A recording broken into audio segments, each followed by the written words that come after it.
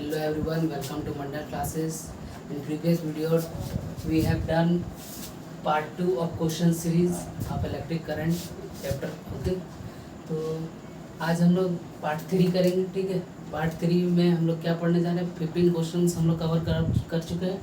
ठीक है, तो आज 16 क्वेश्चन की ओर बढ़ रहे हैं. एक क्वेश्चन जो होमवर्क क्वेश्चन था. ठीक है, ये होमवर्क क्वेश्चन था. ठीक है, आज हम लोग इसको डील करते हैं. ठीक है, इसका आंसर मैच कीजिएगा. होप आप लोग इसका जो है सॉल्यूशन कर चुके होंगे. ठीक है, तो इसमें गिवन क्या है हम लोग देखना है. गिवन करंट दिया हुआ है I is equal to 18 ampere and area is equal to 1 to 6 metre square. ठीक है, करंट गिवन है, एरिया गिवन है and the resistivity of conducting wire. Okay, resistivity दिया हुआ है. ठीक है, तो यहाँ पर लिख लेंगे. रॉ दिया हुआ है 8.48 into 10⁻6 ohm metre. Find the electric field on it. तो हम लोग क्या करना है, इसे कोरिलेट करना है और इससे फॉर्मूलेज के बारे में सोचना है. ठीक है, तो हम लोग को गिवन है आई ए एंड रॉ. तो हम लोग इलेक्ट्रिक फील्ड कैसे निकाल सकते हैं. तो इसके लिए हम लोग एक फार्मूला पढ़ चुके हैं पीछे. ठीक है, तो उसके थ्रू हम लोग को कोरिलेट करना है कि एरिया और आई का क्या रिलेशन बनता है और रो के साथ इसका रिलेशन के साथ हम लोग कैसे जो है इलेक्ट्रिक फील्ड को फाइंड आउट कर सकते हैं. ठीक है, तो इलेक्ट्रिक फील्ड फर्स्टली हम लोग यहाँ देखेंगे कि जे क्या होता है. करंट डेंसिटी के बारे में हम लोग पढ़ चुके हैं. ठीक है, करंट डेंसिटी क्या होता है. करंट डेंसिटी आप लोगों को सोचना है. करंट डेंसिटी होता है I/A. ठीक है, तो यहाँ से क्या निकलेगा 1 to 8 है आई थिंक क्वेश्चन.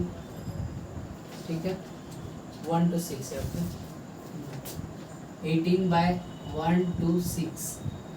ठीक है, तो ये क्या निकल रहा है करंट डेंसिटी. हम लोग करंट डेंसिटी क्यों निकाल रहे हैं, क्योंकि हम लोग फार्मूला एक पढ़ चुके हैं. ठीक है, ये फार्मूला पढ़ चुके हैं. Electric field is equal to J into rho. ये फार्मूला हम लोग पढ़ चुके हैं. ठीक है, इसी से इलेक्ट्रिक फील्ड यहाँ पर निकलेगा. और इस फार्मूला के बारे में नहीं पता रहेगा तो आप क्वेश्चन को डील नहीं कर पाएंगे. ठीक है, तो इस क्वेश्चन को पहले माइंड आउट करना है कि क्वेश्चन में क्या क्या गिवन है. ठीक है, और क्या जो है पूछा जा रहा है, इलेक्ट्रिक फील्ड पूछा जा रहा है. तो इलेक्ट्रिक फील्ड का क्या रिलेशन होता है. ठीक है, रेजिस्टिविटी और करंट और एरिया के साथ ये हमको पता होना चाहिए. ठीक है, तो ये होता है. इससे हमको जे निकालना है. रॉ गिवन है तो जे यहाँ से निकल गया 1/8. ठीक है, 18/8 1 to 6. ठीक है, और क्या है रॉ गिवन है तो हम लोग यहाँ से निकाल सकते हैं E इज इक्वल टू जे. कितना निकला 1/8 इंटू. हाँ, इसको जो है डेसिमल में नहीं करना है. हो सकता है हम लोग यहाँ पर कट जाए. ठीक है, और नहीं भी कटे तो लास्ट में जाके ही हम लोग को कैलकुलेशन करना है. ठीक है, पहले से कैलकुलेशन करने के बाद जो है लास्ट में और भी जो है वो तीन कॉम्प्लेक्स बनते जाता है. ठीक है, तो 8 इंटू 4.8 इंटू 10⁻6. ओके, तो इसको हम लोग काट सकते हैं 1.08. ठीक है, 8 बन जाए 8 सॉरी 1.06 8 6 या 48. ओके, तो यहाँ पर क्या निकला 1.06 इंटू 10⁻6 वोल्ट पर मीटर. ठीक है, यूनिट को लिखना बहुत ज़रूरी है. ठीक है, तो इलेक्ट्रिक फील्ड हम लोग का निकल गया. तो ये क्वेश्चन होमवर्क में था. ठीक है, इस क्वेश्चन को देने का एक ही मोटिव है कि आपका जो है कंसेप्ट कहाँ किस हद तक क्लियर है. इसको हम लोग कहाँ पढ़े थे, इसको हम लोग पढ़े थे माइक्रोस्कोपिक फॉर्म में. आपको याद होगा तो हम लोग माइक्रोस्कोपिक फॉर्म जो है पढ़े थे ओम्स लॉ का. उससे डेराइव हुआ था ये formula is equal to J into rho. ठीक है, और वहाँ से ये क्वेश्चन उठ के आया है. ठीक है, तो ये बेसिकली है 2 मार्क्स का ही क्वेश्चन है. ठीक है, लेकिन ये डायरेक्टली हो जाता है फार्मूला बेस्ड. ठीक है, तो फार्मूला आपको पता होना चाहिए इसके लिए. और फार्मूला के लिए क्या क्या क्वांटिटीज गिवन है उसको माइंड मेकअप में रखना है और क्या निकालना है. ठीक है, दोनों में क्या रिलेशंस होता है उसके बारे में सोचना है. उसके बाद क्वेश्चन को डील करना है. ठीक है, उसके बाद हम लोग आज क्वेश्चन आगे बढ़ेंगे. ठीक है, क्वेश्चन सीरीज में मे भी एक और वीडियोस बन सकता है. ठीक है, इसी चैप्टर के लिए. ठीक है, तो ये जो क्वेश्चन सीरीज हम लोग कर रहे हैं तो कुछ क्वेश्चन माइंड मेकअप में आता है कि क्या ये क्वेश्चन सीरीज हम लोग जो कर रहे हैं ये ही इम्पोर्टेंट है एग्जाम के लिए. तो बेसिकली हम लोग ऐसा बोल सकते हैं कि directly exam point of view से ये इम्पोर्टेंट नहीं है. ठीक है, इम्पोर्टेंट है, ये प्रैक्टिस के लिए इम्पोर्टेंट है. ये आप जितना थ्योरी पोर्शन को कवर कर रहे हैं उसके लिए प्रैक्टिस करना ज़रूरी है इसको, ठीक है। इससे क्या है, ये आप कहीं भी कोई भी रास्ते में मूव कर रहे हैं तो आपको हर तरह से चारों तरफ का जो है सिचुएशन को संभालना है, ठीक है। तो इससे क्या है, पूरा टोटल जो है क्वेश्चन हम लोग बना के क्या कर रहे हैं, हर टॉपिक को रिवीजन ला रहे हैं, माइंड मेकअप फैला रहे हैं। फिर एंड द एग्जामिनेशन हम लोग एग्जामिनेशन के टाइम में भी कुछ वीडियोस बनेंगे जिसमें हम लोग इंपॉर्टेंट क्वेश्चन करेंगे कि एग्जाम पॉइंट ऑफ व्यू से क्या क्वेश्चन इंपॉर्टेंट है। अभी हम लोग को सब टॉपिक को क्लियर करना है, सब टॉपिक से क्वेश्चन बनाना है, ठीक है। तो अभी हम लोग के लिए क्या है, हम लोग के पास बहुत सारा टाइम है, तो हम लोग सारा क्वेश्चन को प्रैक्टिस करेंगे और जब टाइम कम बचेगा उस समय इंपॉर्टेंट क्वेश्चन करना है। तो अब हम लोग यहाँ के बाद हम लोग क्या चीज़ है, ईएमएफ का टॉपिक आता है, ठीक है। तो ईएमएफ से भी क्वेश्चन है, कुछ थियोरेटिकल क्वेश्चन भी है, ठीक है। What is the condition, what is the condition when potential difference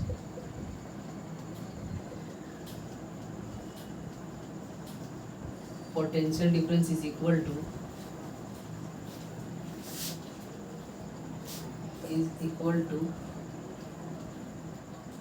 EMF of cell। तो कौन सा केस में जो है V और E जो है सेम होता है, इसके बारे में हम लोग डिस्कस कर चुके हैं, ठीक है।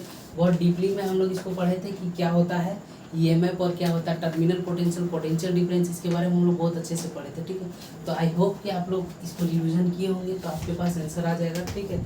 और ये सब क्वेश्चन जो है आने का प्रोबेबिलिटी बहुत ज़्यादा होता है, ठीक है, 1 नंबर में, क्योंकि ये क्या है, थ्योरी पोर्शन को डेप्थली जो है एनालाइज करता है कि आप कितना जो है डेप्थ से इसको पढ़े हैं, ठीक है। तो इसका आंसर है when the current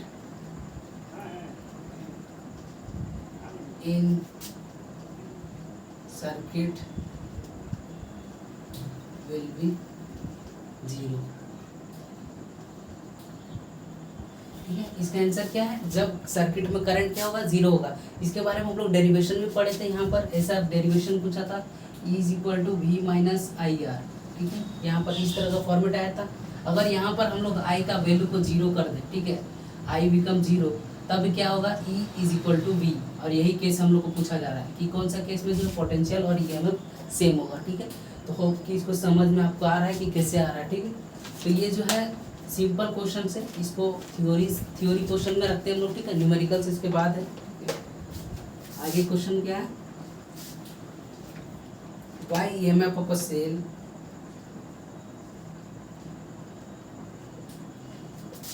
EMF of a cell is always more than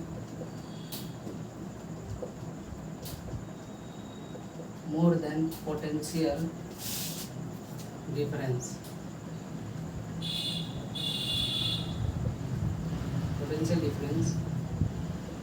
when there is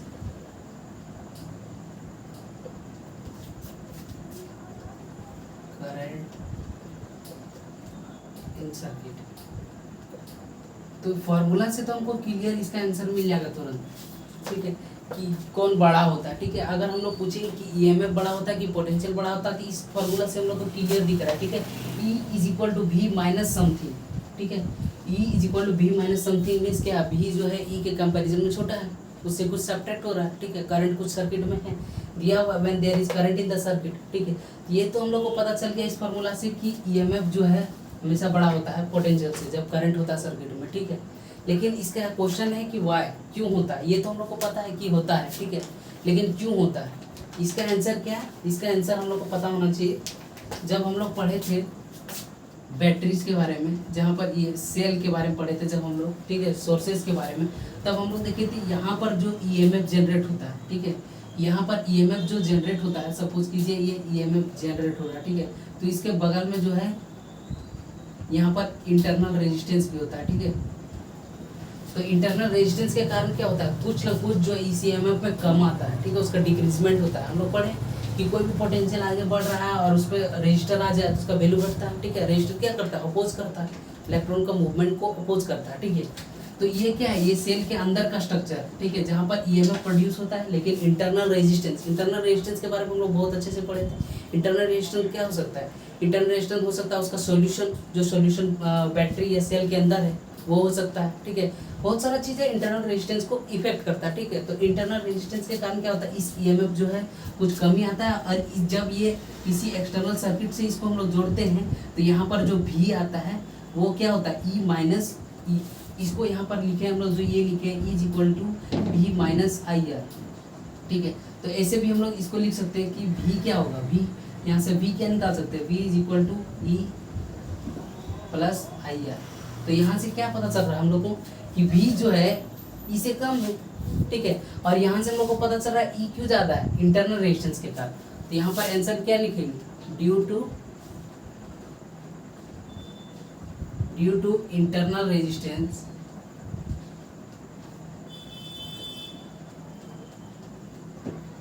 of cell,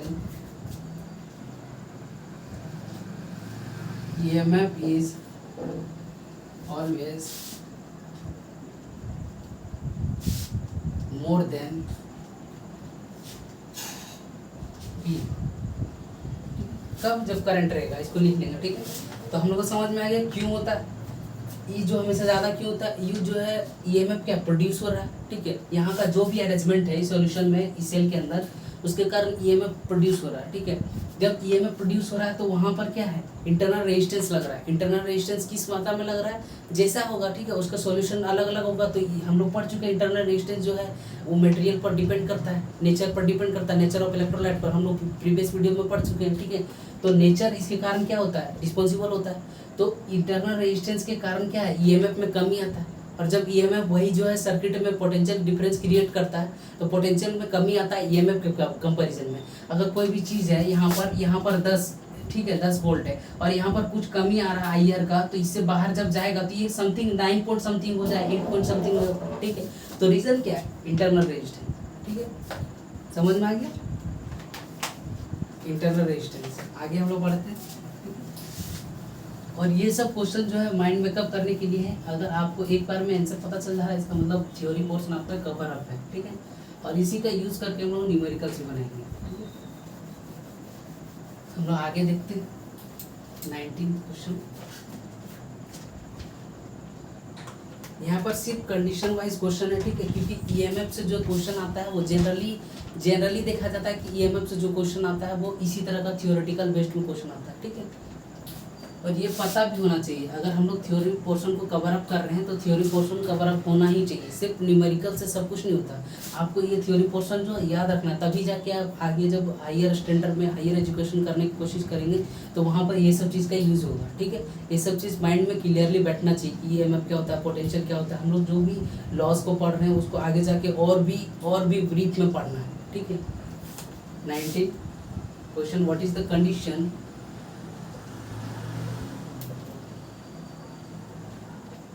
what is the condition for maximum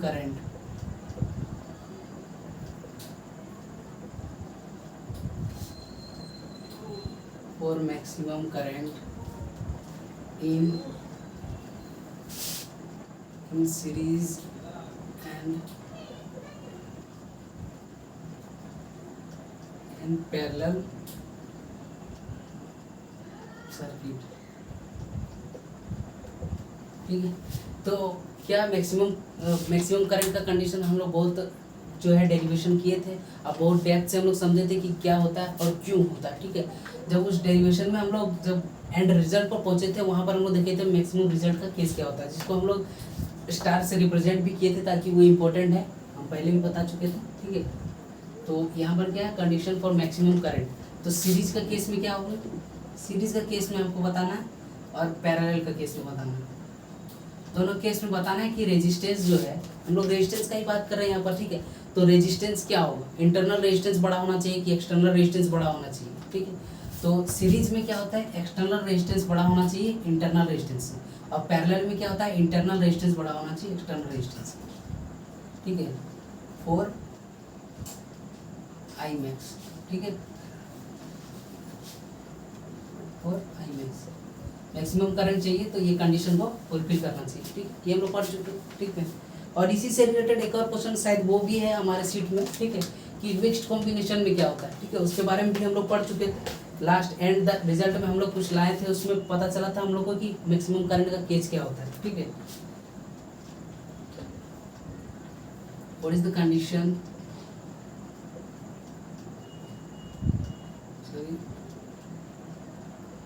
when there will be a maximum current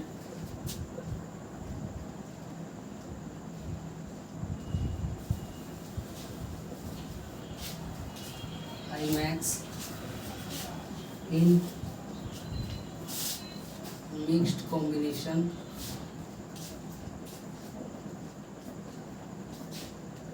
of cell,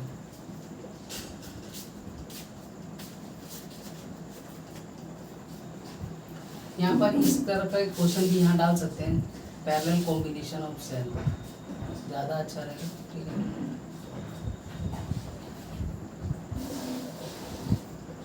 ठीक है, what is the condition for maximum current in series and parallel combination of cell, ठीक है, question इसी तरह का रहेगा, ठीक है। तो when there will be a maximum current Imax in mixed combination, mixed combination के बारे में हम लोग पढ़ चुके थे, मिक्स्ड कॉम्बिनेशन का एक डायग्राम भी हम लोग बनाए थे, वहाँ से हम लोग समझे थे, ठीक है। और आपको याद होगा तो NMR करके कुछ क्वांटिटीज आ रहा था जिसको हम लोग डिफाइन किए थे, ठीक है। तो इसका आंसर क्या होगा, फॉर Imax, ठीक है, क्या होना चाहिए, R/R is equal to M/N, ये केस को जो है सेटिस्फाई होना चाहिए, ठीक है। R/R is equal to M/N, ठीक है। यहाँ पर क्या क्या चीज़ था हम लोग इसको जो है थोड़ा सा देख लेते हैं, ठीक है। ये R क्या था, ये R क्या था, ये M और N क्या था। तो हम लोग पढ़े थे कि छोटा R क्या है, इंटरनल रेजिस्टेंस, R यहाँ पर क्या है, इंटरनल रेजिस्टेंस, ठीक है। और बड़ा R क्या है, एक्सटर्नल रेजिस्टेंस, इसके बारे में हम लोग डेप्थ में पढ़ चुके हैं, ठीक है। बस इसको थोड़ा हम लोग माइंड मेकअप कर रहे हैं, ठीक है। और M क्या था यहाँ पर, नंबर ऑफ रोज, कितना रोज था, ठीक है, मिक्स्ड कॉम्बिनेशन में कितना रो था, ठीक है। और N क्या था, नंबर ऑफ सेल इन अ रो, एक रो में कितना सेल था, ठीक है, उसके बारे में था, ठीक है। तो ये केस हम लोग पढ़े थे, ठीक है, R/R is equal to M/N। इस केस में क्या होता है, करंट मैक्सिमम होता है, ठीक है। आगे बढ़ते हैं हम लोग, ठीक है, थ्योरी क्वेश्चंस कर लिए हम लोग, ठीक है, एक दो और है, ठीक है। ये सब question exam point of view से इम्पोर्टेंट है, ठीक है।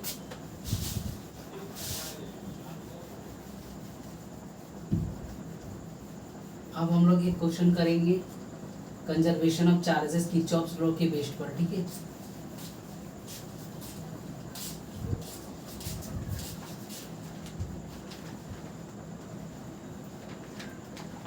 क्या है question, Kirchhoff's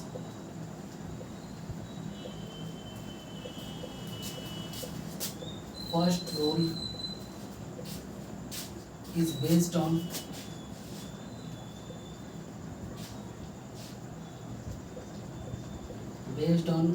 principle of conservation of charge, while second rule is based on principle of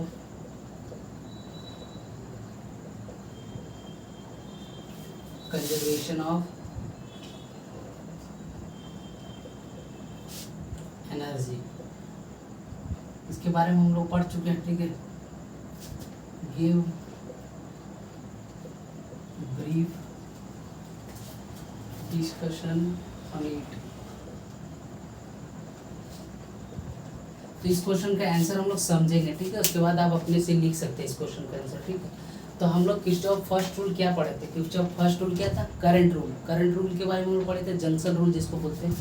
तो जंक्शन रूल में होता क्या था बेसिकली कि कोई भी करंट आ रहा है या जा रहा है, ठीक है, तो उसका समेशन क्या होता था, 0 होता था। इसके बारे में हम लोग पढ़े थे कि कोई भी करंट अगर जा रहा है, ठीक है, करंट जा रहा है तो हम लोग पॉजिटिव लेते थे, और वहाँ से करंट जंक्शन से निकल रहा है तो उसको नेगेटिव लेते थे, ठीक है। तो इसको बेसिकली हम लोग रूल में पढ़े थे, इसको पॉजिटिव आई लेना है, इसको पॉजिटिव, इसको नेगेटिव लेना है, इसको नेगेटिव लेना है, और इस सब का समेशन क्या होता था, समेशन क्या होता था, 0 होता था। तो यहाँ से हम लोग को क्या मिला था कि जितना करंट जंक्शन में जाता है उतना ही करंट जंक्शन से निकल जाता है, ठीक है। कोई एक पॉइंट है, इस पर जितना भी करंट जा रहा है उतना करंट निकल जाएगा, ठीक है। इस जंक्शन पर कोई करंट नहीं रहेगा, ठीक है। जितना हम लोग इसका सप्लाई लाइन दे रहे हैं 2 या 3 अलग अलग डायरेक्शन से, ठीक है, ये उतना ही निकलेगा, ठीक है। तो इस जंक्शन पर कोई करंट रह नहीं जाएगा, ठीक है। तो इससे हम लोग को क्या पता चल रहा है, यहाँ पर हम लोग कंजर्वेशन ऑफ चार्जेस के बारे में बात कर रहे हैं। चार्जेस के बारे में, कंजर्वेशन के बारे में हम लोग थ्योरी पढ़े थे कि चार्ज को ना ही हम लोग क्रिएट कर सकते हैं, ना ही डिस्ट्रॉय कर सकते हैं। तो यहाँ पर क्या हो रहा है, करंट ना ही जो है डिस्ट्रॉय हो रहा है, ना ही प्रोड्यूस हो रहा है, ठीक है, अलग से अपने से नहीं। अब यहाँ पर हम लोग सपोज कीजिए 5 दे रहे हैं, 3 दे रहे हैं, और यहाँ पर निकल जाए 20, ऐसा तो नहीं हो रहा, मतलब करंट अपने आप प्रोड्यूस नहीं हो रहा है। तो ये किस फिनोमिना को फॉलो कर रहा है, कंजर्वेशन ऑफ चार्ज, ठीक है। कंजर्वेशन ऑफ चार्ज यही चीज़ बोलता है, ना ही हम लोग चार्ज को डिस्ट्रॉय कर सकते हैं, ना ही क्रिएट कर सकते हैं, ठीक है। तो वही चीज़ यहाँ पर फुलफिल हो रहा है, यही चीज़ समझाने का जरूरत है यहाँ पर, ठीक है। और किर्चॉफ्स हम लोग पढ़े थे सेकेंड रूल में, क्या पढ़े थे कि कोई भी एक सर्किट है, सपोज कीजिए ये है, यहाँ पर कुछ करंट है, ठीक है,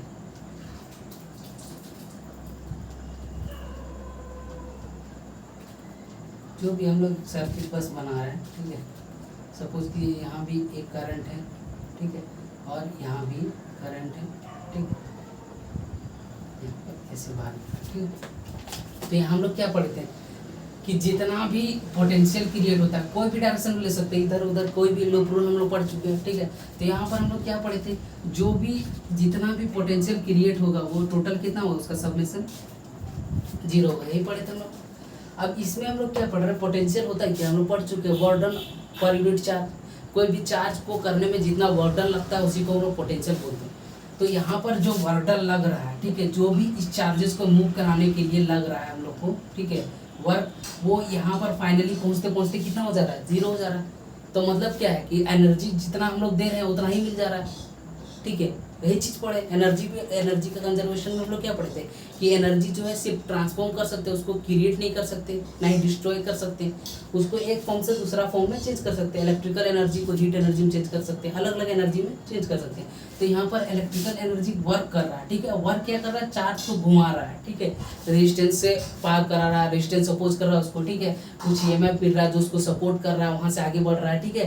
तो वहाँ से क्या हो रहा है, जो चार्ज है, जो भी चार्ज है उसमें जो वर्क हो रहा है उसके कारण उसमें एनर्जी लग रहा है, ठीक है, और एनर्जी कितना हो जा रहा है, टोटल 0 हो जा रहा है, ठीक है।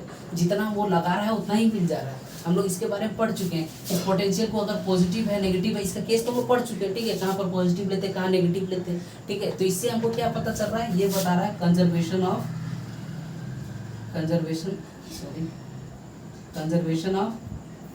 एनर्जी, ठीक है। तो इसको आप अपने वर्ड में लिख सकते हैं, क्यों, क्योंकि कंजर्वेशन ऑफ एनर्जी के बारे में हम लोग समझ लिए, कंजर्वेशन ऑफ चार्ज के बारे में बात करें। इस दोनों का थ्योरी लिखना है कि कंजर्वेशन ऑफ एनर्जी और चार्ज क्या बोलता है, और हम लोग क्यों इसको इस नाम दे रहे हैं, क्योंकि उस प्रिंसिपल को ये फॉलो कर रहा है, उसी के प्रिंसिपल पर ये वर्क कर रहा है, ठीक है। तो ये क्वेश्चन हो गया। अब हम लोग आगे बढ़ेंगे, 1-2 न्यूमेरिकल्स करना है, ठीक है।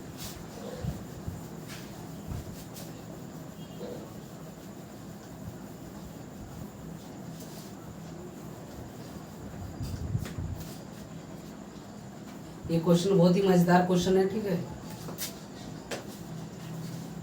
और इस तरह का क्वेश्चन आने का प्रोबेबिलिटी जो है बहुत ज़्यादा रहता है, ठीक है। Find the distribution of current, find the distribution of current in each branch, ठीक है, सभी ब्रांच में करंट निकालना है। इसका डायग्राम कैसा है,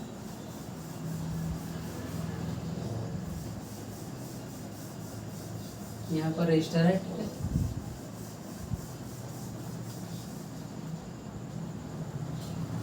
ठीक है, यहाँ पर एक रेजिस्टेंस है, एक रेजिस्टेंस यहाँ है। ऐसा क्वेश्चन को जो है सॉल्व करने का आपका हैबिट बनना चाहिए ताकि एग्जाम में जो है ज़्यादा टाइम ना लगे, ठीक है।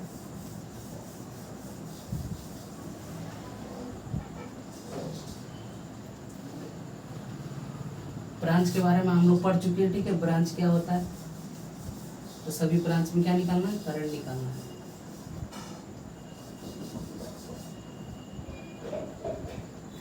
ठीक है, ये रहा, इसमें कुछ वैल्यूज दिया हुआ है, ठीक है। 4 ओम, 10 वोल्ट, 1 ओम, 4 ओम, 2 ओम, 2 ओम और 5 वोल्ट। ये ए है, बी है, सी है, डी है और ये E है, ठीक है। अब हम लोग को यहाँ क्या निकालना है, करंट। तो करंट का डायरेक्शन नहीं दिया हुआ है तो हम लोग मान लेंगे, ठीक है।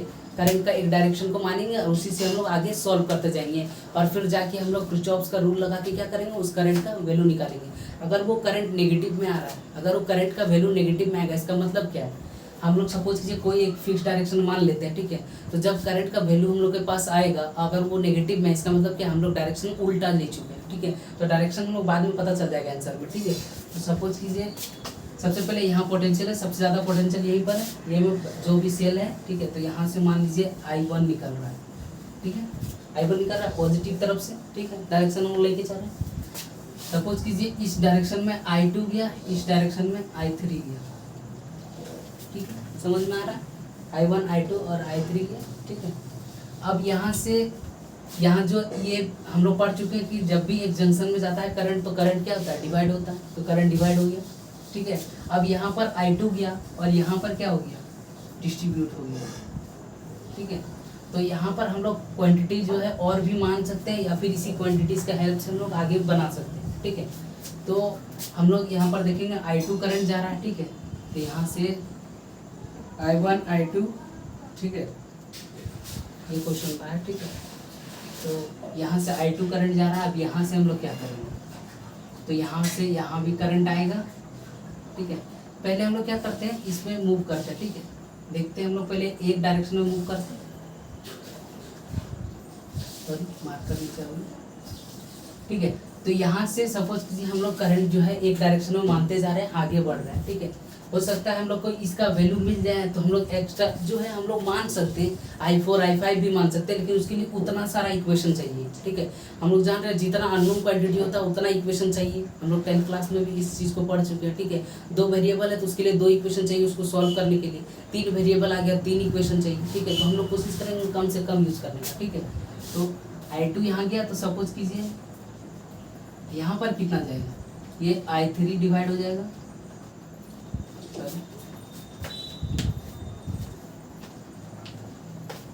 ठीक है। तो हम लोग इसका बस डायरेक्शन कर रहे हैं, आप इसको सॉल्व भी कर सकते हैं, ठीक है। एक और क्वेश्चन है, ठीक है, इसको हम लोग सॉल्व करेंगे, ठीक है। और एक क्वेश्चन हम लोग होमवर्क में रखेंगे, ठीक है।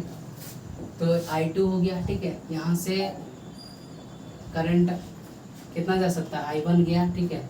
ये यहाँ से डिवाइड हुआ I2 से इधर आ गया, सपोज कीजिए I3, कुछ भी हम लोग डायरेक्शन मानते जाएंगे, ठीक है। और उसके बाद यहाँ से यहाँ आ गया I3, ठीक है। तो उतना ही करंट आएगा जितना यहाँ पर, ठीक है। यहाँ पर अलग से डिवाइड नहीं हो रहा, ठीक है। तो उसके बाद हम लोग देख रहे हैं यहाँ पर कितना करंट है, ठीक है।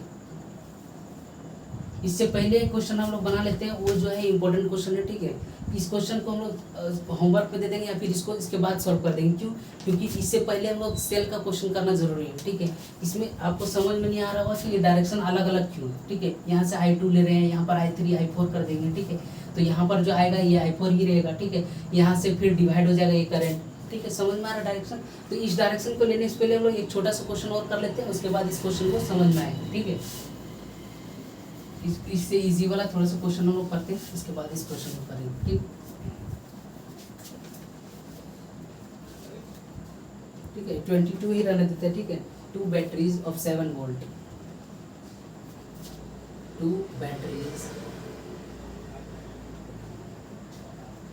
Of 7 volt and 30 volt. ये क्वेश्चन को समझना है, तब आगे वाला क्वेश्चन जो है इजीली समझ पाएंगे, ठीक है। An internal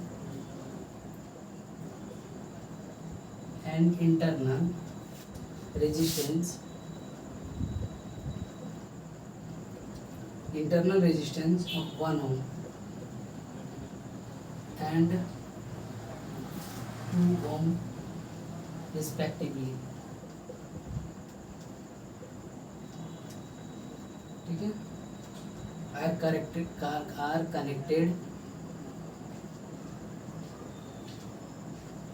connected in parallel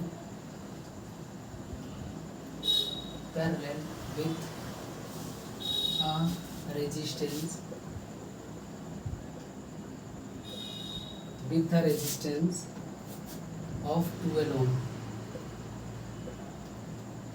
Find the current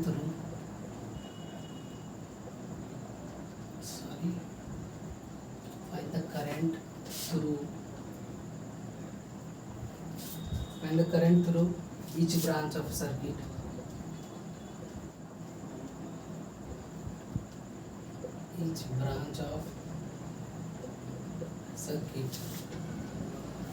And the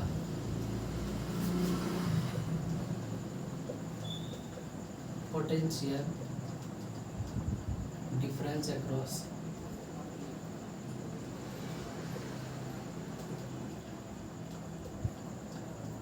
potential difference across 12 ohm resistance. ठीक है, क्वेश्चन को बड़ा देख के घबराना नहीं है, ठीक है। इसका हम लोग पहले डायग्राम बनाते हैं, ठीक है।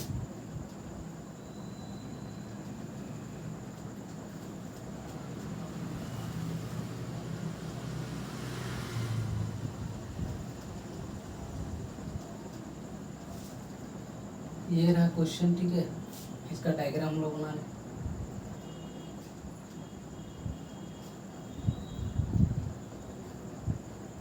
ये कितना है 13 वोल्ट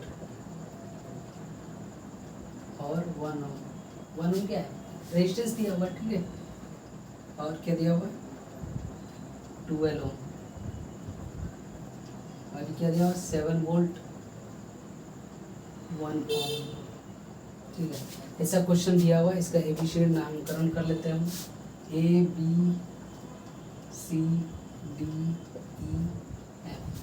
ठीक है। अब इस क्वेश्चन को हम लोग सॉल्व करते हैं, उसके बाद हम लोग को समझ में आया कि हम लोग डायरेक्शन अलग अलग क्यों ले रहे थे वहाँ पर, ठीक है। सोर्स का क्या इम्पैक्ट पड़ता है, ठीक है। सबसे पहले देखते हैं हम लोग कि ये जो बैटरी है इसका प्लस टर्मिनल इधर है, माइनस इधर है, मतलब करंट का डायरेक्शन इधर है, ठीक है। करंट का डायरेक्शन हम लोग पॉजिटिव तरफ लेते हैं, आपको पता होगा, ठीक है। तो ये क्या है, इसको मान लेते हैं हम लोग I1, ठीक है। कहीं से भी एक हम लोग सोर्स लिए, सोर्स से कितना करंट निकला I1, ठीक है। कुछ भी मान सकते हैं, ठीक है। अब यहाँ पर आया और फिर यहाँ पर सोर्स है मेरे पास, ठीक है। यहाँ पर सोर्स है, सपोज कीजिए यहाँ पर करंट कितना गया I2, ठीक। इससे करंट कितना निकला I1, इससे करंट कितना निकला I2, समझ में आ रहा है, ठीक है। जब भी सेल रहेगा वहाँ से करंट जो एक साइड से निकलता है, पॉजिटिव साइड से, ठीक है। तो I2 हो गया। अब यहाँ पर ये I1 आया, यहाँ पर ये I2 आया यहाँ पर। अब यहाँ पर करंट कितना होगा, यहाँ पर करंट कितना है, तो इस डायरेक्शन में है I1 प्लस I2, ठीक है। ये यहाँ पर रजिस्टर है, ठीक है। हम लोग चेक कर रहे थे कि पोटेंशियल डिफरेंस तो नहीं है, ठीक है। तो यहाँ पर I1 आया, I2 आया, यहाँ पर क्या आ गया I1 प्लस I2, क्यों, क्योंकि इस जंक्शन पर देखना है कि इधर से करंट आया I1, इधर से करंट आया I2, तो इस जंक्शन से बाहर कितना करंट निकलेगा I1 प्लस I2, ठीक है। ये हम लोग किरचॉफ फर्स्ट रूल में पढ़ चुके हैं, जंक्शन रूल में, ठीक है। यहाँ तक निकला। उसके बाद यहाँ पर क्या दिया हुआ 12 ओम दिया हुआ, ठीक है। तो ये है डायरेक्शन। अब इसको हम लोग सॉल्व कैसे करेंगे, तो हम लोग लूप रूल का हेल्प लेंगे, ठीक है। लूप बनाएंगे पहले। सपोज कीजिए हम लोग पहले बड़ा वाला लूप ले रहे हैं AEFBA, ठीक है। तो हम लोग यहाँ सॉल्व कर रहे हैं, ठीक है। लूप कौन सा ले रहे हैं AEFBA, ये लूप है। हम लोग लूप के बारे में डिस्कस कर चुके हैं, ठीक है। अब लूप में हम लोग देखते जाएंगे। हम लोग इसका जो है रूल पढ़ चुके हैं, लूप रूल को, कहाँ पर पॉजिटिव लेना है, कहाँ पर नेगेटिव लेना है, ठीक है। तो यहाँ से A से हम लोग स्टार्ट किए, तो यहाँ से मूव करेंगे, ठीक है। यहाँ पर कुछ नहीं है, यहाँ पर है, ठीक है।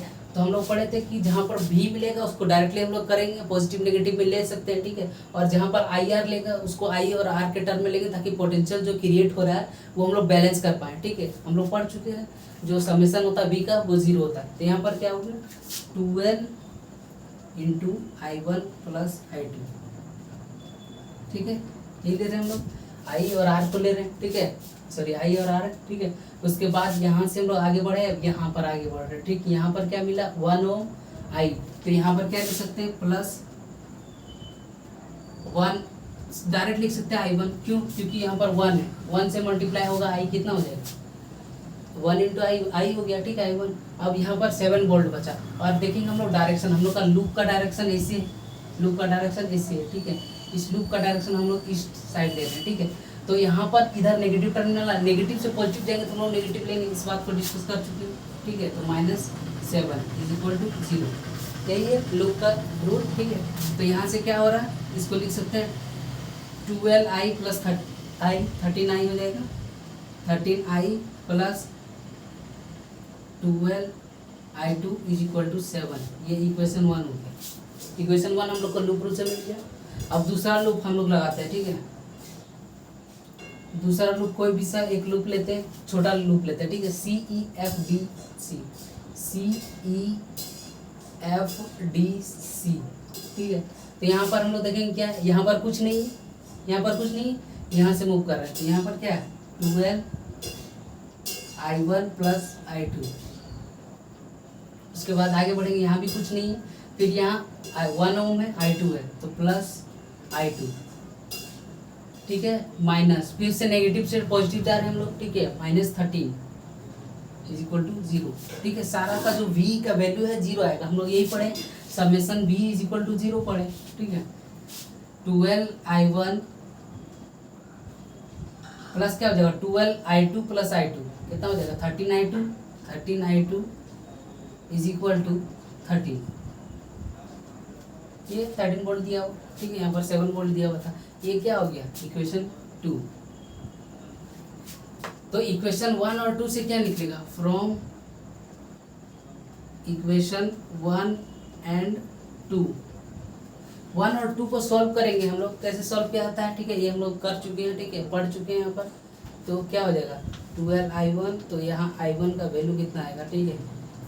तो यहाँ पर हम लोग मल्टीप्लाई करके करते थे, ठीक है, दोनों का एक कॉमन फैक्टर निकालते थे, कॉमन निकल जाता था मल्टीपल में, और उससे क्या करते थे सब्ट्रैक्ट या फिर ऐड करते थे। तो 13 - 7, तो यहाँ पर सब्ट्रैक्ट करेंगे, ठीक है, हम लोग करके देखते हैं। सपोज कीजिए 13, ठीक है, 12i है, 13i है, 13i2 है, 12i2, ठीक है। इससे सब्ट्रैक्ट करेंगे तो कितना बचेगा I2 बचेगा बस, ठीक है। I2 यहाँ पर ये बड़ा है, यहाँ पर ये बड़ा है, ठीक है। तो यहाँ पर निकल क्या रहा है I1 = डायरेक्ट कितना निकल जाएगा I1 = 2i2 - 6, ठीक है। ये 13 - 7 हो गया, 6 हो गया, ठीक है। 2i2 हो गया, I1 प्लस, ठीक है। अब यहाँ से हम लोग क्या कर सकते हैं, I1 का वैल्यू इक्वेशन 2 या 1 में किसी में पुट कर सकते हैं, ठीक है। इक्वेशन 1 या 2 में पुट कर सकते हैं, ठीक है। यहाँ पर ठीक है ना, 12 इतना मल्टीप्लाई हो गया, ठीक है, ठीक है, ठीक है। और यहाँ से क्या हो गया 13 निकल गया, ठीक है। 13 में 7 ये 6 बचा, 2i2 कर दिया, ठीक है। इसको सॉल्व करने का अपना अपना तरीका है सबको, ठीक है, सॉल्व कर सकते हैं हम लोग, ठीक है। I1 निकल गया। अब यहाँ से I2 जब हम लोग इसको फर्दर करेंगे, ठीक है, तो क्या हो जाएगा putting value of I1 in equation 2, किसी में भी पुट कर सकते हैं। तो I1 का वैल्यू कितना आएगा, I1 का वैल्यू I2 का वैल्यू दोनों निकल जाएगा, ठीक है। तो हम लोग निकाल के देख चुके। तो I2 कितना आ रहा है 2.237 एम्पियर, ठीक है। और जब इसी का वैल्यू हम लोग इसमें पुट कर दे रहे हैं तो I1 का वैल्यू कितना आ जा रहा है, I1 का वैल्यू -1.526, ठीक है। हम इसको सॉल्व कर चुके हैं, ठीक है। तो यहाँ पर माइनस आ रहा है, मतलब I1 का डायरेक्शन हम लोग उल्टा ले चुके हैं, हम लोग बोल चुके हैं, ठीक है। डायरेक्शन कुछ भी ले सकते हैं हम लोग, डायरेक्शन उससे फर्क नहीं पड़ता, ठीक है। एंड में हम लोग का जो है रिजल्ट मैच कर जाता है, ठीक। तो I1 I2 निकल गया, ठीक है। हम लोग को क्या निकालना था, पहले यहाँ देख लेते हैं connected series. Find the current through each branch of a circuit. तो ईच ब्रांच में निकल के I1 में ये I2 में ये, ठीक है। और I1 प्लस I2 कर देंगे तो क्या हो जाएगा, यहाँ पर I1 प्लस I2 कर देंगे, ठीक है। तो कितना निकल जाएगा, इसको सब्ट्रैक्ट कर देते हैं, ठीक है। 7 6 1, ठीक है। तो क्या हो जाएगा 33 में 2 गया 1 12 5 7, ठीक है 0.77 एम्पियर निकला, ठीक है। ये क्या निकला, तो हम लोग का हर ब्रांच में जो है करंट पता चल गया। यहाँ पर I1 है, यहाँ I2 है, यहाँ I1 प्लस I2, ठीक है। तो इतना एम्पियर निकल गया। अब हम लोग को क्या और कुछ निकालना है, and the potential difference across 12 volt. तो सारा जो है कनेक्ट किससे, इससे सारा, ठीक है। तो इसका मतलब यहाँ पर I1 प्लस I2 करंट, तो I1 प्लस I2 करंट इतना है मेरे पास। तो यहाँ पर पोटेंशियल डिफरेंस निकालने का फॉर्मूला क्या हो जाएगा, IR, ठीक है। I मेरे पास है कितना है 0.711 इंटू 12, ठीक है। तो इसका अप्रोक्सीमेट आंसर कितना हो जाएगा 8.53, कितना है I1 प्लस I2, ठीक है। तो यहाँ पर पोटेंशियल डिफरेंस कितना आ रहा है 12, ये हो जाएगा 1.526, ठीक है। माइनस 1.526 आया, और ये कितना आया 2.237, ठीक है 2.237। अब हम लोग को क्या निकालना है, यहाँ पर इस जगह पर हम लोग को पोटेंशियल निकालना है, ठीक है। पोटेंशियल मतलब हम लोग इस तरह का क्वेश्चन को और भी प्रैक्टिस करेंगे, 4-5 क्वेश्चन और प्रैक्टिस करेंगे, ठीक है। समझ में आ जाएगा, ठीक है। ये पहला क्वेश्चन है इसीलिए, ठीक है। तो यहाँ पर कितना आया, एक बार अच्छा से सब्ट्रैक्ट भी कर लेते हैं। 7 6 1 3 2 1 12 7, ठीक है 1, ठीक है, ठीक है 0.7, ठीक है। इसको सब्ट्रैक्ट करते हैं हम लोग 12 ओम, ठीक है। 12 1 12 1 30, ठीक है। ऐसे ही कर सकते हैं 12 1 12 1 12 7 84 85, ठीक, कितना हो जाएगा 85 8.532, इतना कितना आ गया, पोटेंशियल आ गया। समझ में आ गया। यहाँ पर 2 ही डिजिटल लिखा गया, तो इसको लिख सकते हैं अप्रोक्स 8.53, ठीक है, ठीक है। तो यहाँ से हम लोग को क्या क्या पता चला, I1 का डायरेक्शन हम लोग मान लिए, I2 का डायरेक्शन को मान लिए, ठीक है। इसके अकॉर्डिंग EMF के अकॉर्डिंग, ठीक है। वहाँ से हम लोग देख लिए कैलकुलेट करके I1 I2, और इस जो दोनों इक्वेशन से I1 और I2 का दोनों का वैल्यू निकल लिया, ठीक है। यहाँ से V = IR निकल गया, इस दोनों को मल्टीप्लाई किया गया, ठीक है। तो यहाँ पर क्या है 8.53 वोल्ट। ये क्या है B at 12, लिख सकते हैं B at 12 ओम पर वोल्ट कितना निकला 8.53 वोल्ट, ठीक है। तो इस तरह हम लोग इस क्वेश्चन को अप्रोच करते हैं। व्हीटस्टोन ब्रिज तो आगे है, ठीक है। किरचॉफ्स रूल का क्वेश्चन जो है हम लोग इस तरह से बनाते हैं, ठीक है। और आगे वाला जो क्वेश्चन है हम लोग उसको भी देखेंगे इसी तरह, ठीक है। और उस क्वेश्चन को हम लोग थोड़ा सा हिंट देते हैं करंट का, ठीक है। उसके बाद उसको होमवर्क क्वेश्चन में डाल देते हैं, ठीक है। तो ये क्वेश्चन समझ में आई है, कैसे करंट का डायरेक्शन को मानना है और करंट का वैल्यू जो है इक्वेशन से निकालना है, ठीक है। हो सकता है यहाँ पर 1-2 अगर I1 और I2 के जगह I1 I2 I3 I4 आ जाए, तो वहाँ पर 4 इक्वेशन लेना है हम लोग, ठीक है। और वहाँ से क्या करना है I1 I2 I3, थोड़ा लंबा प्रोसेस जाता है, ठीक है, थोड़ा लंबा जाता है, ठीक है। क्योंकि हम लोग को वैल्यू जो है निकालने के लिए इक्वेशन को सॉल्व करना पड़ता है, ठीक है। तो इसी तरह I1 और I2 का वैल्यू निकालना है, फिर एक ही इक्वेशन पुट करके I3 I4 उसी तरह निकालना है, ठीक है। सिंपल सर्किट में हम लोग क्या करते हैं, सिंपली जो है इसी तरह दो इक्वेशन आया, इसको सॉल्व कर दिया, ठीक है। अब हम लोग जो है इस क्वेश्चन की ओर बढ़ते हैं। क्या था,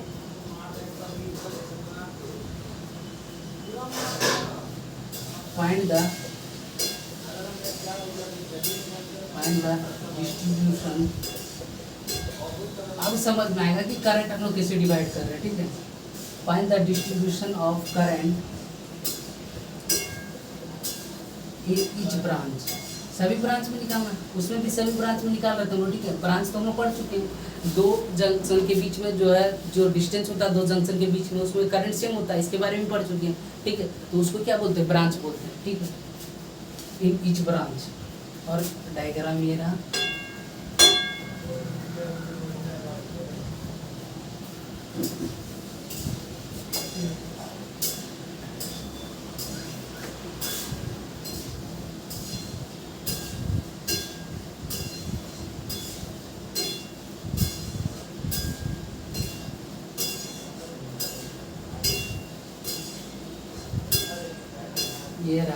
डायग्राम, ठीक है। यहाँ पर कितना है 10 वोल्ट है,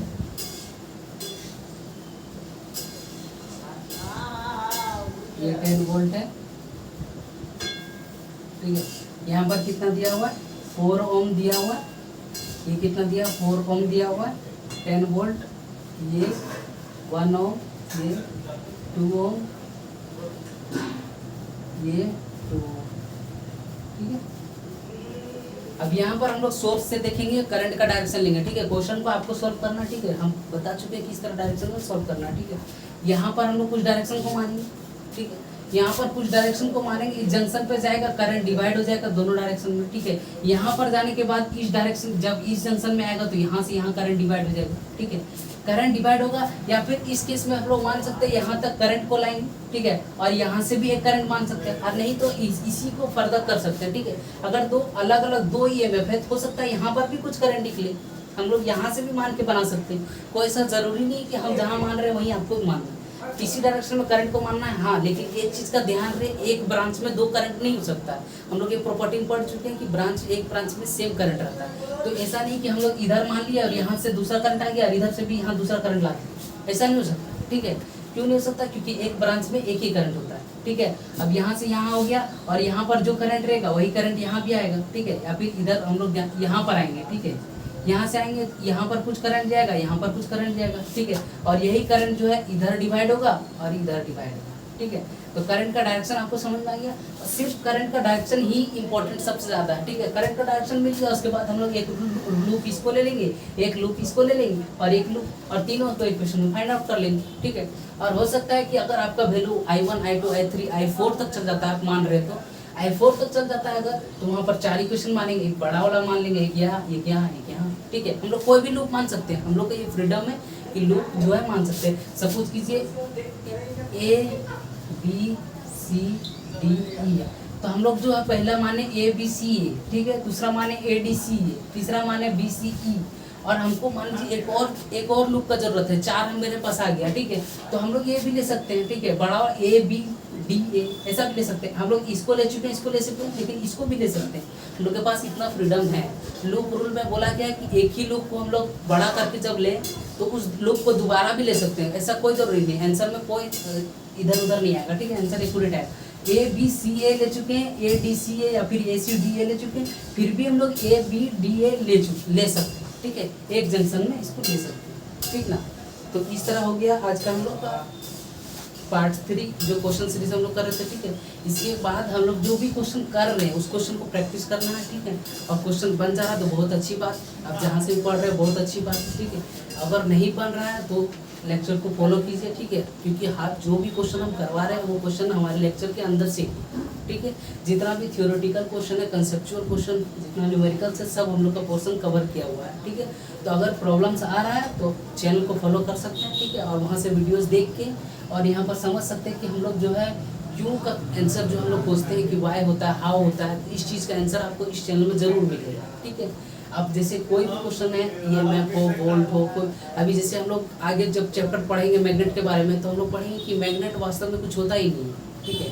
हम लोग आज तक मैग्नेट पढ़ रहे हैं, मैग्नेट होता है, मैग्नेट के कारण मैग्नेटिक फील्ड बनता है, 10 तक पढ़ते हैं। लेकिन जब हम लोग पढ़ेंगे वास्तव में, जब हम लोग को पता चलेगा कि मैग्नेट तो कुछ होता ही नहीं है, मैग्नेटिक फील्ड बनाने का रीज़न कुछ और है, इसके बारे में हम लोग पढ़ेंगे, ठीक है। करंट कैरिंग सर्कुलर रूप के बारे में हम लोग पढ़ेंगे, ठीक है। करंट कैरिंग सर्कुलर कॉइल के बारे में, ठीक है। पहले हम लोग इस चैप्टर को ख़त्म करते हैं, ठीक है। क्वेश्चन सीरीज को ख़त्म करने के बाद हम लोग आगे चैप्टर पढ़ेंगे, ठीक है। और इस क्वेश्चन को जो है आप लोग प्रैक्टिस करते रहिए, ठीक है। और जो भी चैप्टर पीछे वाला चैप्टर है इलेक्ट्रोस्टैटिक्स, उसको रिवीजन करना है, क्योंकि इसके बाद हम लोग इलेक्ट्रोस्टैटिक्स का ही जो है क्वेश्चन सीरीज करना है, ठीक है। तो आज के लिए इतना ही, बाय।